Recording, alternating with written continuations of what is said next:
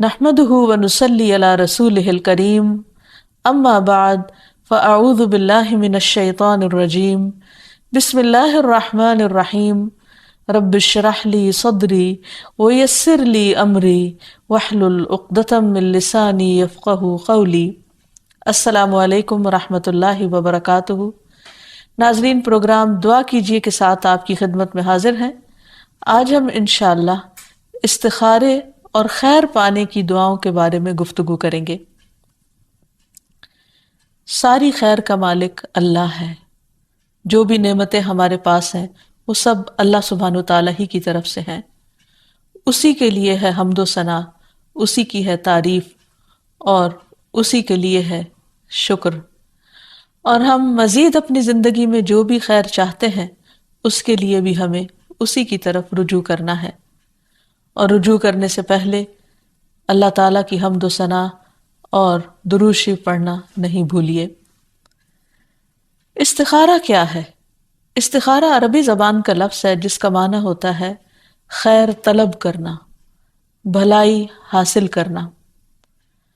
تو استخارے میں دراصل ہم انسان اللہ سبحانہ و تعالیٰ سے خیر و بھلائی کا سوال کرتے ہیں۔ اس کی تفصیلات آگے آئیں گی، لیکن جہاں تک خیر حاصل کرنے کا تعلق ہے تو ہم میں سے ہر شخص اپنے رب کا محتاج ہے۔ اپنی ہر ضرورت میں اسے اپنے رب ہی کی طرف رجوع کرنا چاہیے۔ موسیٰ علیہ السلام جب مدین گئے اور ایک درخت کے سائے کے نیچے جا کر بیٹھے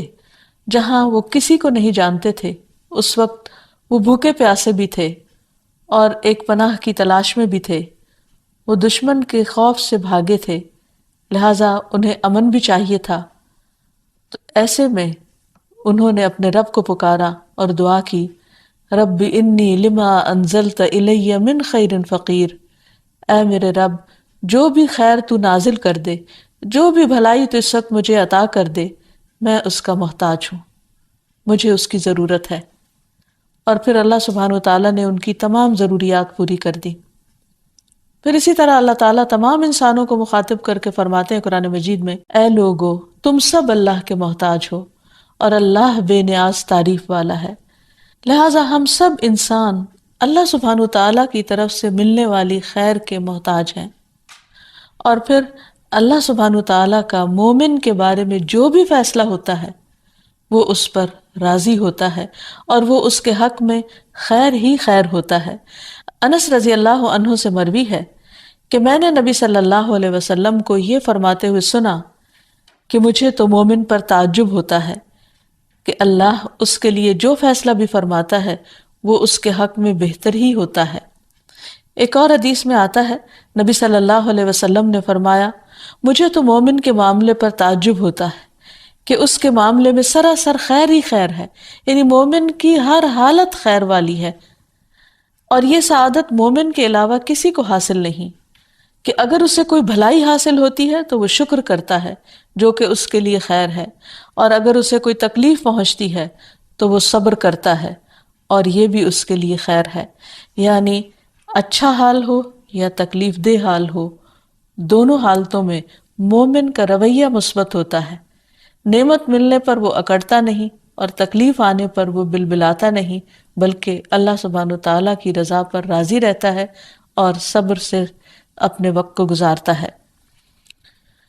بہرحال آج چونکہ ہمارا موضوع استخارہ ہے تو ہمیں سب سے پہلے اس کی حقیقت سمجھنی چاہیے کہ استخارہ کیا ہوتا ہے، کب کیا جاتا ہے، کیوں کیا جاتا ہے، اور اس میں مومن کے لیے کیا فائدے ہیں۔ استخارہ عربی زبان کا لفظ ہے جس کا مطلب ہوتا ہے خیر چاہنا، بھلائی مانگنا۔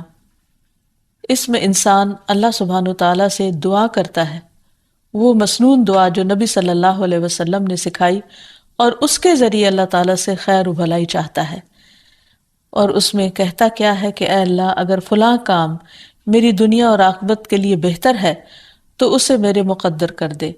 کیونکہ کامل قدرت صرف تجھی کو حاصل ہے، اور اگر یہ کام میری دنیا اور آخرت کے اعتبار سے اچھا نہیں تو اس کو مجھ سے پھیر دے اور مجھے اس سے پھیر دے۔ سوال یہ پیدا ہوتا ہے کہ انسان کو اس دعا کی کیا ضرورت ہے یا استخارہ کرنے کی کیا ضرورت ہے؟ تو سب سے پہلی بات تو یہ کہ انسان کمزور پیدا کیا گیا ہے. قرآن مجید میں آتا ہے خلق الانسان ضعیفا، کہ انسان کمزور پیدا کیا گیا ہے. اور پھر یہ کہ انسان محتاج ہے، وہ اپنی زندگی کے ہر فیصلے میں اللہ سبحانہ و تعالیٰ سے رہنمائی کا محتاج ہے. انسان صرف کھانے پینے کا محتاج نہیں، اپنے فیصلوں میں بہترین رہنمائی کا بھی محتاج ہے. پھر یہ ہے کہ انسان چاہتا یہ ہے کہ اپنی آخرت کو مد نظر رکھ کر دنیا کے کاموں میں فیصلے کرے، تاکہ وہ چیز جو صرف اس کی دنیا نہیں اس کی آخرت کو بھی بہتر بنائے، اس چیز کو اختیار کرے تاکہ وہ اس کے لیے ہمیشہ ہمیشہ کی خوش قسمتی کا ذریعہ بنے. اور انسان اپنے مستقبل کے بارے میں نہیں جانتا، کسی بھی کام کے انجام کے بارے میں نہیں جانتا کہ وہ کیا ہوگا، اس لیے وہ اللہ تعالیٰ سے استخارہ کی دعا کرتا ہے. پھر اسی طرح انسان یہ بھی سمجھتا ہے کہ فیصلے تو حق کے ساتھ اللہ تعالیٰ ہی کرتا ہے،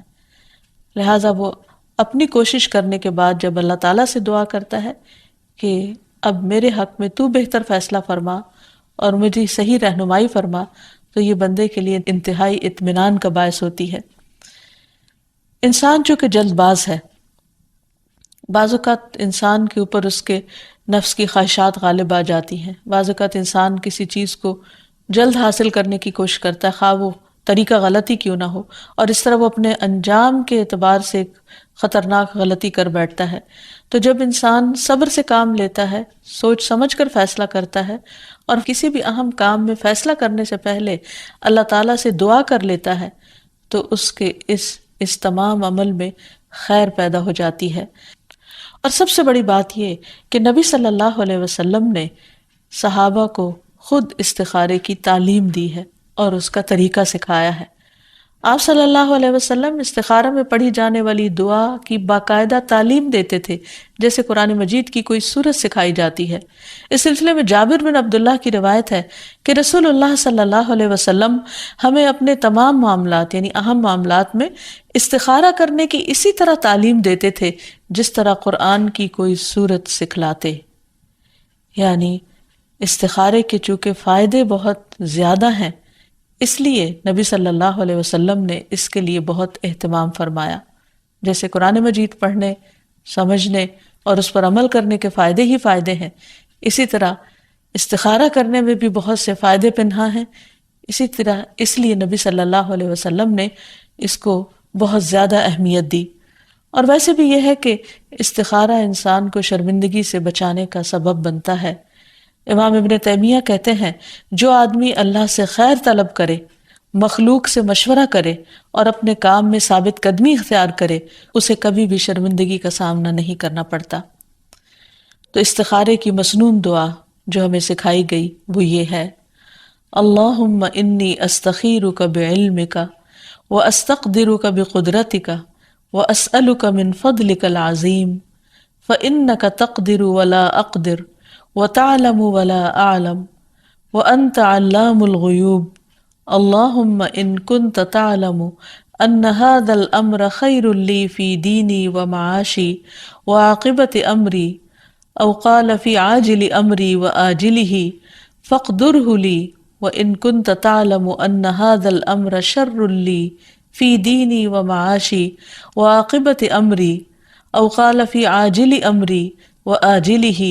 فاصرف عنی واصرفنی عنہ واقدر لی الخیر حیث کان ثم ردنی بہ. اے اللہ، میں تجھ سے تیرے علم کی بدولت خیر طلب کرتا ہوں، اور تیری قدرت کی بدولت تجھ سے طاقت مانگتا ہوں، اور تیرے فضل عظیم کا طلبگار ہوں کہ قدرت تو ہی رکھتا ہے اور مجھے کوئی قدرت نہیں. علم تجھ ہی کو ہے اور میں کچھ نہیں جانتا، اور تو تمام پوشیدہ باتوں کو جاننے والا ہے. اے اللہ، اگر تو جانتا ہے کہ یہ کام یعنی جس کے لیے استخارہ کیا جا رہا ہے میرے دین اور دنیا اور میرے کام کے انجام کے اعتبار سے میرے لیے بہتر ہے،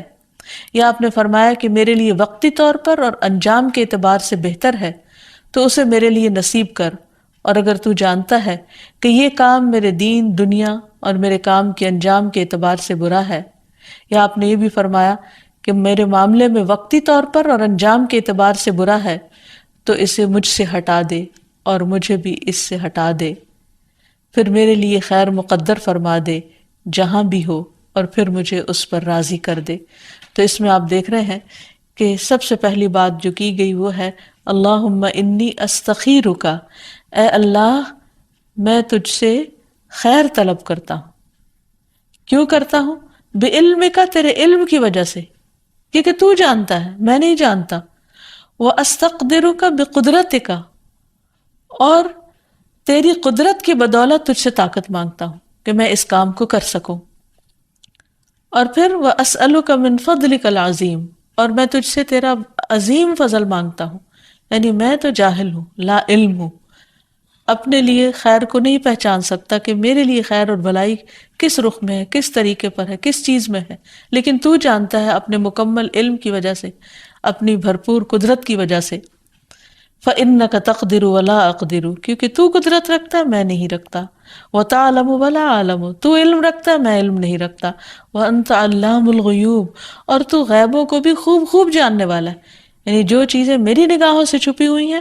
وہ تجھ سے چھپی ہوئی نہیں ہیں۔ تو سب کچھ جانتا ہے کہ جو کام میں کرنے جا رہا ہوں یہ میرے حق میں بہتر بھی ہے یا نہیں۔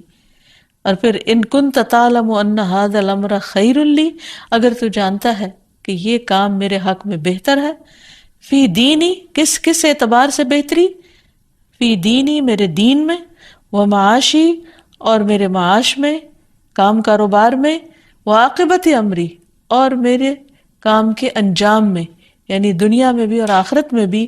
یہ کام جو میں کر رہا ہوں اس کا انجام اچھا ہوگا، یا یہ کہ وقتی طور پر، عارضی طور پر، ابھی بھی اور بعد میں بھی، یعنی آخرت میں بھی یہ چیز میرے حق میں بہتر ثابت ہوگی، فقدرہ لی، تو اسے میرے مقدر کر دے، یعنی میرے لیے پھر آسان کر دے کہ میں اس کو کر جاؤں، یا وہ میری قسمت میں کر دے۔ اور اگر یہ سب کچھ میرے حق میں برا ہے، کیونکہ میں تو نہیں جانتا کہ اچھا یا نہیں، کیونکہ قرآن مجید سے ہمیں یہ پتہ چلتا ہے، اللہ تعالیٰ فرماتے ہیں عسیٰ ان تحبوا شیئا وہو شر لکم، ہو سکتا ہے ایک چیز سے تم محبت رکھتے ہو اور وہی چیز تمہارے حق میں بری ہو، وعسیٰ ان تکرہوا شیئا ویجعل اللہ فیہ خیرا کثیرا، اور ہو سکتا ہے ایک چیز کو تم ناپسند کرتے ہو اور اللہ تعالیٰ اسی میں بہت بڑی بھلائی رکھ دے۔ انسان کی نگاہ کوتاہ ہے، انسان کی عقل محدود ہے، انسان کا علم محدود ہے، اس لیے وہ اپنے بارے میں خود صحیح طور پر فیصلہ نہیں کر پاتا۔ اسی لیے انسان دنیا کے معاملات میں انسانوں کے پاس بھی مشورہ کرنے کے لیے اسی لیے جاتا ہے، اور ان سے مشورہ کرتا ہے جو علم میں اس سے زیادہ بہتر ہوتے ہیں، یا اس خاص چیز کے بارے میں زیادہ جانتے ہوتے ہیں جس موضوع پر وہ مشورہ کرنا چاہتا ہے۔ تو اس کے پیچھے بھی وجہ یہی ہوتی ہے کہ انسان اپنی کم علمی کا اور کم ہمتی کا، یا طاقت کی کمی کا، یا قدرت کی کمی کا اعتراف کرتے ہوئے اس ہستی کے پاس جاتا ہے کہ جو ہر چیز کے مالک ہے، کہ تو میرے حق میں خیر کر دے۔ تو اسی لیے ہم دیکھ رہے ہیں کہ دعا کے اندر جو اصل چیز ہے وہ اللہ تعالیٰ سے خیر و بھلائی مانگنا ہے، کوئی غیب کی خبر معلوم کرنا نہیں ہے۔ اور اس کے لیے یہ بھی کوئی شرط نہیں ہے کہ انسان کسی خواب میں دیکھے، یا کوئی غیبی آواز اس کو آئے، یا کوئی مخصوص رنگ خواب میں دیکھے تو اس سے کوئی تعبیر نکالے اور پھر اس سے کہے کہ ہاں مجھے استخارے کے بعد خواب میں اشارہ ہو گیا کہ یہ خیر ہے یا نہیں۔ نہیں، انسان جب کسی کام کو کرنا چاہے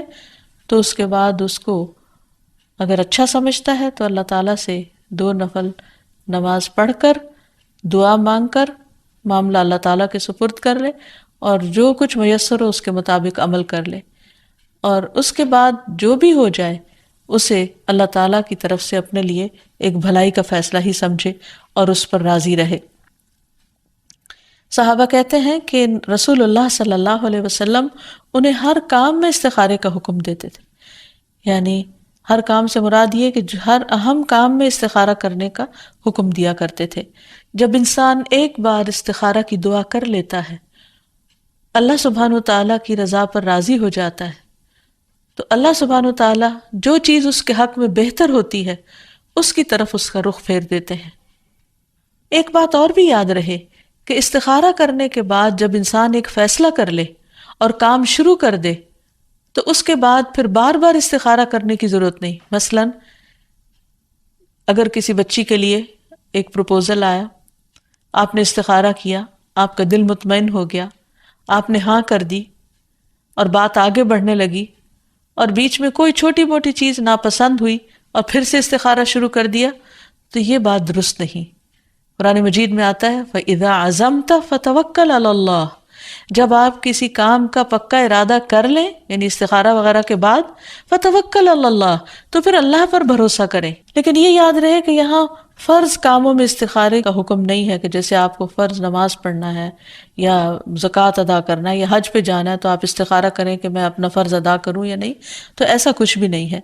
پھر اسی طرح حرام کام اگر کوئی کر رہا ہے اس کو چھوڑنا چاہتا ہے تو اس میں بھی استخارے کی ضرورت نہیں ہے، حرام حرام ہے۔ مثلا کوئی شخص شراب پیتا ہے تو اسے اب چھوڑنے کے لیے یہ نہیں کرنا کہ میں پہلے استخارہ کر لوں کہ شراب چھوڑوں یا نہیں، جو چیز اللہ نے منع کی ہے اس کو استخارے کے بغیر بھی چھوڑنا ہے کیونکہ اسی میں خیر و بھلائی ہے۔ اصل چیز یہ ہے کہ عام روزمرہ زندگی کے دینی یا دنیاوی امور میں جہاں انسان کو تردد ہوتا ہے یا اہم فیصلے ہوتے ہیں وہاں استخارہ کرنا چاہیے۔ مثلا شادی وغیرہ یا کوئی کاروبار کا ارادہ ہے یا کسی نئی جاب کا ارادہ ہے تو ایسے موقع پر انسان کو استخارہ کرنا چاہیے اور اپنے تردد کو دور کر دینا چاہیے اور اللہ تعالیٰ پر پھر بھروسہ کرنا چاہیے۔ اور اس میں یہ ہے کہ اگر وقت نہ ہو یعنی بہت جلد فیصلہ کرنا ہو، فوراً ڈیسیژن لینا ہو تو صرف دعا پر بھی اکتفا کیا جا سکتا ہے، ورنہ اصل مسنون طریقہ یہ ہے کہ پہلے 2 نفل پڑھے جائیں اور اس کے بعد دعا پڑھی جائے۔ اور پھر یہ کہ مسنون طریقے پر استخارہ کیا جائے، خود استخارہ کیا جائے، جو صاحب معاملہ ہو وہ اپنے لیے خود استخارہ کرے۔ کسی اور سے استخارہ کروانا تو دراصل استخبارہ ہے، یعنی اس سے خبر معلوم کرنا، تو کسی اور کے پاس تو ہمارے لیے کوئی خبر نہیں ہو سکتی کیونکہ کوئی بھی غیب کا علم نہیں جانتا۔ پھر اسی طرح یہ ہے کہ انسان پورے اخلاص اور یقین کے ساتھ استخارہ کرے اور اللہ تعالیٰ پر اعتماد کرے، نماز میں خشوع اور تضرع اختیار کرے، اور یہ نماز فرض نماز کے علاوہ ہوگی، یہ نہیں کہ فرض نماز کے بعد انسان کہے کہ یہ استخارے کی نماز ہے اور اسی میں ہی دعا پڑھ لی جائے۔ ہاں اشد ضرورت کے وقت الگ سے دعا پڑھی جا سکتی ہے، ورنہ اصل طریقہ یہی ہے کہ نفل کے ساتھ دعا پڑھی جائے۔ جب استخارہ کر لے انسان تو اس کے بعد پھر اللہ پر بھروسہ کرے اور اللہ تعالیٰ پر توکل کرتے ہوئے اپنے کام جاری رکھے۔ پھر بعض اوقات یہ سوال ذہن میں آتا ہے کہ کیا استخارہ ایک بار کرنا کافی ہے یا ایک سے زائد بار بھی کیا جائے؟ تو اس میں یہ ہے کہ انسان ایک دفعہ کرنا بھی اس کے لیے کافی ہے، لیکن اگر وہ ایک سے زیادہ بار بھی کرنا چاہے تو یہ نوافل ہے، نوافل کے پڑھنے میں کوئی حرج نہیں ہے۔ استخارے کے سلسلے میں یہ بھی یاد رہے کہ اگر ایک کام میں بہت سے لوگ شریک ہیں تو وہ سب کے سب استخارہ کریں گے، اور استخارہ کروانے کے لیے کسی کاہن یا نجومی کے پاس جانے کی ضرورت نہیں ہے یا کسی خاص دینی بزرگ کے پاس جانے کی ضرورت نہیں ہے۔ ہر انسان کا اللہ سبحانہ وتعالیٰ کے ساتھ براہ راست تعلق ہونا چاہیے، کیونکہ ہم سب اللہ کی مخلوق ہیں، اور نبی صلی اللہ علیہ وسلم نے کبھی بھی لوگوں کو یہ نہیں کہا کہ آپ میرے پاس آؤ میں تمہارا استخارہ کر کے دیتا ہوں، بلکہ ہر ایک کو دعا سکھائی اور ہر ایک اپنے لیے خود استخارہ کرے۔ اور پھر یہ ہے کہ بعض اوقات یہ بھی ہوتا ہے کہ استخارہ کرنے کے باوجود جو ہم کام کرتے ہیں اس میں وہ فائدہ نہیں ہوتا، تو پھر وہ حدیث یاد رکھے کہ مومن کے ہر فیصلے میں خیر ہے، اگر اسے کوئی تکلیف بھی پہنچ جاتی ہے اور اس پر وہ صبر کرتا ہے تو اس کے لیے اجر ہے۔ ایک چیز بظاہر شر نظر آتی ہے لیکن حقیقت میں وہ باطن میں ہمارے لیے خیر ہوتی ہے، تو چیزوں کو ان کے اصل انجام کے لحاظ سے دیکھنا چاہیے، وقتی طور پر کیا ہوا کیا نہیں، فائدہ ہوا یا نقصان ہوا، اس اعتبار سے نہیں۔ ہو سکتا ہے ایک چیز دنیا میں ہمیں بہت فائدے کی نہ نظر آ رہی ہو لیکن آخرت کے اعتبار سے وہ ہمارے لیے بہت فائدے کی ہو۔ تو مومن تو ہمیشہ اس بات پر یقین رکھتا ہے کہ اس کے رب کا ہر فیصلہ اس کے لیے خیر والا فیصلہ ہے، کیونکہ اللہ تعالیٰ اپنے بندوں پر نہ ظلم کرتا ہے اور نہ ان کے ساتھ شر کا ارادہ کرتا ہے۔ اسی طرح زندگی کے اور معاملات میں جو خیر کی دعائیں انسان مانگ سکتا ہے، تو چند ایک مسنون دعائیں یہ ہیں۔ ایک تو یہ کہ انسان یہ یقین رکھ کے دعا کرے کہ ساری خیر اللہ کے ہاتھ میں ہے، جیسے ایک حدیث میں آتا ہے وَالْخَيْرُ كُلُّهُ فِي يَدَيْكَ وَالشَّرُّ لَيْسَ إِلَيْكَ، اور ساری بھلائیاں تیرے ہاتھ میں ہیں اور شر کی نسبت تیری طرف نہیں ہے۔ تو سب سے پہلے تو موسیٰ علیہ السلام کی دعا انسان کثرت سے کرتا رہے۔ پھر اسی طرح ایک اور دعا ہے اللہم انی اسألک من الخیر کلہ عاجلہ وآجلہ ما علمت منہ وما لم اعلم اللہم انی اسألک من خیر ما سألک عبدک ونبیک محمد صلی اللہ علیہ وسلم وأعوذ بك من شر ما عاذ منه عبدك ونبيك اللهم إني أسألك الجنة وما قرب إليها من قول أو عمل وأسألك أن تجعل كل قضاء قضيته لي خيرا۔ اے اللہ، میں تجھ سے ہر خیر کا سوال کرتا ہوں، خواہ وہ فوری ہو یا تاخیر سے، میں اسے جانتا ہوں یا نہیں جانتا۔ اے اللہ، میں تجھ سے ہر اس خیر کا سوال کرتا ہوں جس کا سوال تجھ سے تیرے بندے اور تیرے نبی محمد صلی اللہ علیہ وسلم نے کیا ہے، اور ہر اس چیز کے شر سے تیری پناہ میں آتا ہوں جس سے تیرے بندے اور تیرے نبی نے پناہ مانگی ہو۔ اے اللہ، میں تجھ سے جنت اور اس کے قریب کر دینے والے ہر قول اور عمل کا سوال کرتا ہوں، اور جہنم اور اس کے قریب کر دینے والے ہر قول اور عمل سے تیری پناہ مانگتا ہوں، اور میں تجھ سے سوال کرتا ہوں کہ تو میرے لیے جو بھی فیصلہ کرے وہ خیر کا فیصلہ فرما۔ رسول اللہ صلی اللہ علیہ وسلم کی ایک حدیث سے بھی پتہ چلتا ہے کہ جب اصرار کے ساتھ اور تکرار کے ساتھ انسان دعا کرتا ہے تو اس کا کیا فائدہ ہوتا ہے۔ آپ صلی اللہ علیہ وسلم نے فرمایا، جس شخص نے 3 مرتبہ اللہ تعالیٰ سے جنت مانگی، جنت اس کے لیے دعا کرنے لگتی ہے کہ اے اللہ اسے جنت میں داخل کر دے، اور جو شخص 3 مرتبہ دوزخ سے پناہ مانگے تو دوزخ اس کے لیے دعا کرنے لگتی ہے کہ یا رب اس شخص کو دوزخ سے پناہ دے۔ پھر اسی طرح یہ ہے کہ انسان کو چاہیے کہ انسان مانگنے کے انداز میں ہاتھ اٹھا کر اللہ تعالیٰ سے مانگے، کیونکہ اللہ سبحانہ و تعالیٰ بہت حیا والا ہے، بہت کرم فرمانے والا ہے۔ اس کو اس بات سے شرم آتی ہے کہ اس کا کوئی بندہ اس کے آگے ہاتھ پھیلائے اور پھر اللہ تعالیٰ ان ہاتھوں کو خالی لوٹا دے۔ وہ سب سے بڑا بادشاہ ہے، حقیقی بادشاہ، مالک کائنات، سارے خزانوں کا مالک، وہ کبھی بھی اپنے بندے کو خالی ہاتھ نہیں لوٹاتا۔ ہاں، یہ ضرور ہے کہ کبھی وہ انسان کو فوراً مل جاتا ہے جو انسان اپنے لیے طلب کرتا ہے، اور کبھی ایسا ہوتا ہے کہ اس سے بہتر کچھ اور عطا کر دیا جاتا ہے، یا اس سے کوئی آنے والی مصیبت ٹال دی جاتی ہے، یا پھر آخرت میں اس کے لیے اس دعا کے اجر کو ذخیرہ کر دیا جاتا ہے، جسے دیکھ کر انسان تمنا کرے گا کہ کاش دنیا میں اس کو اپنی دعاؤں کے صلے میں کچھ بھی نہ ملا ہوتا۔ پھر اسی طرح یہ ہے کہ دعا کرتے وقت انسان کو حمد و ثنا کے ساتھ آغاز کرنا چاہیے، یعنی اللہ سبحانہ و تعالیٰ کی تعریف کرنی چاہیے، نبی صلی اللہ علیہ وسلم پر درود شریف پڑھنا چاہیے، اور اس کے بعد اپنی عرض رکھنی چاہیے۔ تو جس دعا کے آگے پیچھے درود شریف پڑھ لیا جائے وہ دعا بھی قبول ہوتی ہے۔ فضالہ بن عبید رضی اللہ عنہ سے روایت ہے کہ ایک مرتبہ رسول اکرم صلی اللہ علیہ وسلم تشریف فرما تھے۔ ایک شخص آیا اور اس نے نماز پڑھی، پھر کہنے لگا اے اللہ مجھے بخش دے اور مجھ پر رحم کر۔ تو رسول اللہ صلی اللہ علیہ وسلم نے فرمایا، اے نمازی، تو نے جلدی کی، جب نماز پڑھ چکو تو بیٹھے رہو، اللہ کی اس طرح حمد و ثنا بیان کرو جیسا کہ اس کا حق ہے، پھر مجھ پر درود بھیجو، پھر اس سے دعا کرو۔ یعنی یہ دعا مانگنے کا ادب اور سلیقہ ہے۔ پھر اسی طرح یہ ہے کہ انسان کی دعاؤں کی قبولیت میں بعض اوقات اس کے گناہ حائل ہوتے ہیں، اور جب انسان استغفار کرتا ہے، توبہ کرتا ہے، تو دروازے کھل جاتے ہیں۔ اسی لیے انسان جب دعا کرے تو اس کے ساتھ ساتھ اپنے رب سے توبہ اور استغفار کرے۔ پھر اسی طرح دعا کرنے کے ادب میں سے ایک چیز یہ بھی ہے کہ انسان جب دعا کرنا شروع کرے تو سب سے پہلے اپنے لیے دعا کرے، پھر اپنے قریبی لوگوں کے لیے دعا کرے، اور پھر تمام لوگوں کے لیے دعا کرے۔ جیسے حضرت ابراہیم علیہ السلام کی دعا میں آتا ہے، ربنا اغفر لی ولوالدی وللمؤمنین یوم یقوم الحساب، کہ اے ہمارے رب مجھے بخش دے اور میرے والدین کو بخش دے اور تمام مومنوں کو بخش دے جس دن حساب کتاب قائم ہو۔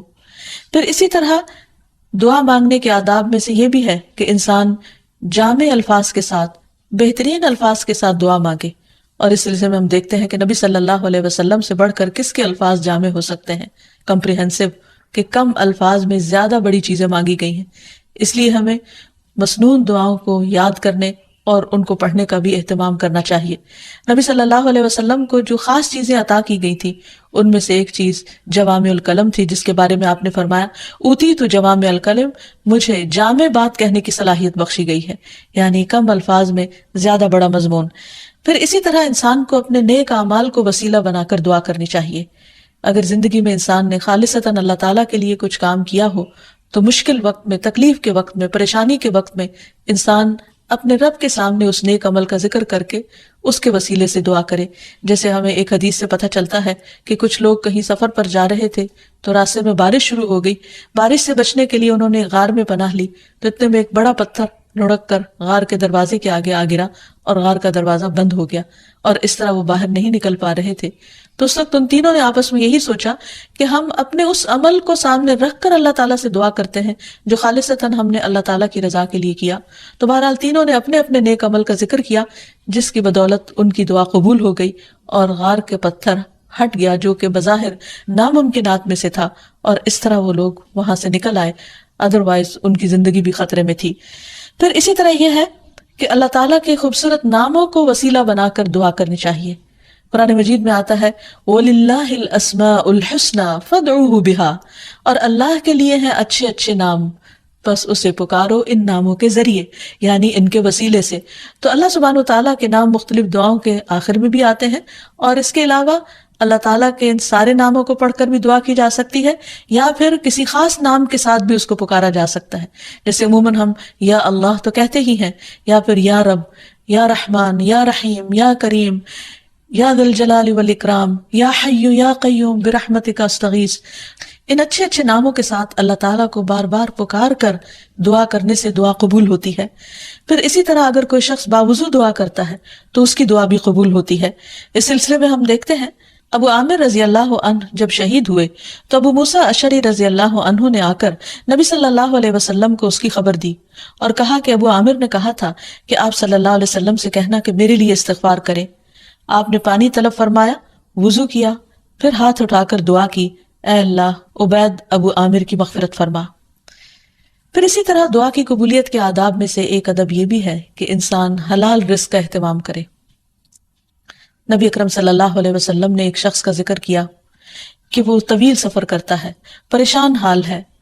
اور خاک آلود ہے اس کے بال اور اس کا لباس، اور وہ بہت تھکا ہوا ہے اور اپنے ہاتھ آسمان کی طرف اٹھا کر کہتا ہے یا رب یا رب، لیکن اس کی دعا کہاں سے قبول کی جائے؟ اس کا کھانا بھی حرام کا، اس کا پہننا بھی حرام کا، اور وہ حرام پر ہی پرورش پایا، تو اس کی دعا کہاں سے قبول ہو؟ تو اس سے یہ پتہ چلتا ہے کہ انسان اگر یہ چاہتا ہے کہ اس کی دعائیں قبول ہوں تو وہ اپنے کھانے پینے اور اپنے لباس اور اپنی زندگی میں بھرپور طریقے سے حلال کا اہتمام کرے. پھر اسی طرح یہ ہے کہ دعا میں تصنع اور تکلف سے پرہیز کرنا چاہیے. اس سلسلے میں ایک حدیث میں آتا ہے، ابن عباس فرماتے ہیں کہ دعا میں قافیہ بندی سے پرہیز کرتے رہنا، کیونکہ میں نے رسول اللہ صلی اللہ علیہ وسلم اور آپ کے صحابہ کو دیکھا ہے کہ وہ ہمیشہ اس سے اجتناب کرتے تھے، یعنی اس سے بچا کرتے تھے. پھر اسی طرح دعا میں مبالغے سے بھی پرہیز کرنا چاہیے. نبی صلی اللہ علیہ وسلم نے فرمایا عنقریب اس امت میں ایسے لوگ آئیں گے جو طہارت اور دعا میں مبالغہ کریں گے، یعنی حد سے زیادہ لمبی دعائیں کریں گے، کیونکہ دعا اس وقت تک انسان کو کرنی چاہیے جب تک اس کا خشوع و خضوع قائم رہے اور واقعی وہ اللہ سے دعا کر رہا ہو. لیکن صرف لمبی دعا اس لیے کہ شاید بہت زیادہ لمبی دعا کرنے سے زیادہ قبولیت ہوگی، تو اصل چیز کوالٹی ہے. بعض اوقات انسان صرف ایک جملہ بولتا ہے لیکن اتنے درد کے ساتھ، اتنے احساس کے ساتھ، اتنی شدت کے ساتھ کہ وہی کافی ہو جاتا ہے. جیسے یونس علیہ السلام نے مچھلی کے پیٹ میں پکارا تھا، لا الہ الا انت سبحانک انی کنت من الظالمین، کہ لا الہ الا انت، نہیں کوئی الہ مگر تو ہی، سبحانک تو پاک ہے، انی کنت من الظالمین، بے شک میں ظالموں میں سے ہوں، میں گناہ گاروں میں سے ہوں. تو ان کی دعا فوراً سن لی گئی، قبول کر لی گئی. پھر اسی طرح کچھ اوقات اور مقامات ایسے ہیں کہ جہاں انسان کی دعا قبول ہوتی ہے. مثلاً رات کے آخری حصے میں دعائیں بہت قبول ہوتی ہیں. حدیث میں آتا ہے رسول اللہ صلی اللہ علیہ وسلم نے فرمایا ہمارا رب تبارک و تعالی ہر رات کو اس وقت آسمان دنیا پر آتا ہے جب رات کا آخری تہائی حصہ رہ جاتا ہے. وہ کہتا ہے کوئی مجھ سے دعا کرنے والا ہے کہ میں اس کی دعا قبول کر لوں؟ کوئی مجھ سے مانگنے والا ہے کہ میں اسے عطا کر دوں؟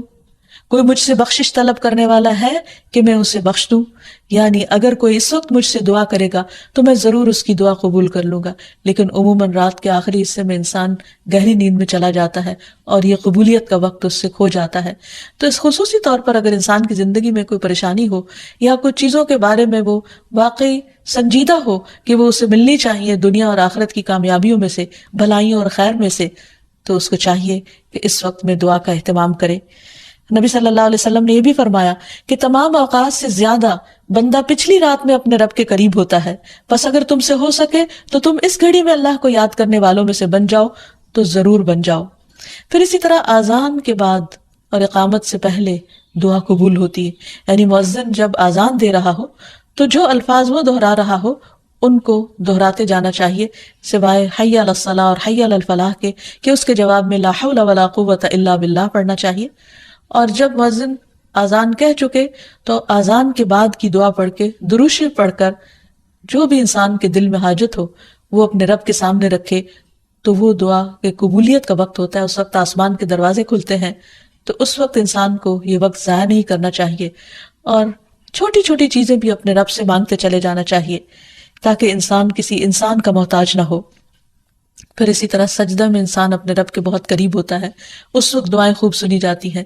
تو خوب انسان کو پکارنا چاہیے۔ فرض نماز کے بعد دعا قبول ہوتی ہے، تو فرض نماز کے بعد آیت الکرسی پڑھنا اور دعا مانگنا انسان کے فائدے میں ہے، بجائے اس کے کہ انسان فوراً مصلی سے اٹھ جائے یا ادھر ادھر کی باتیں شروع کر دے۔ پھر اسی طرح جمعے کے دن ایک خاص گھڑی ہوتی ہے جس میں انسان کی دعا قبول ہوتی ہے،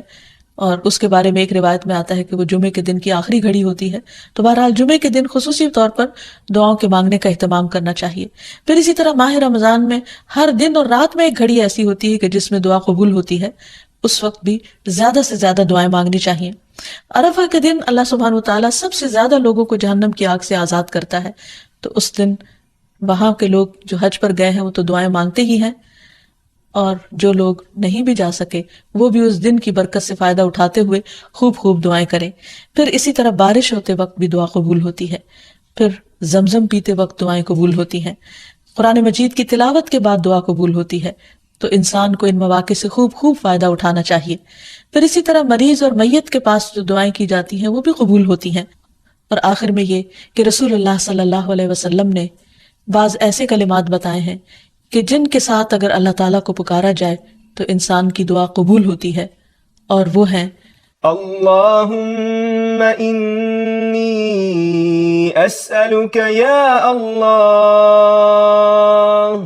الاحد الصمد الذي لم يلد ولم يولد ولم يكن له كفوا احد ان تغفر لي ذنوبي انك انت الغفور الرحیم۔ اے اللہ بے شک میں تجھ سے سوال کرتا ہوں، اے اللہ جو اکیلا ہے، بے نیاز ہے، ایسی ذات ہے جس نے کسی کو جنم نہیں دیا اور نہ ہی وہ جنم دیا گیا اور نہ ہی اس کا کوئی ہمسر ہے، یہ کہ تو میرے لیے میرے گناہوں کو بخش دے،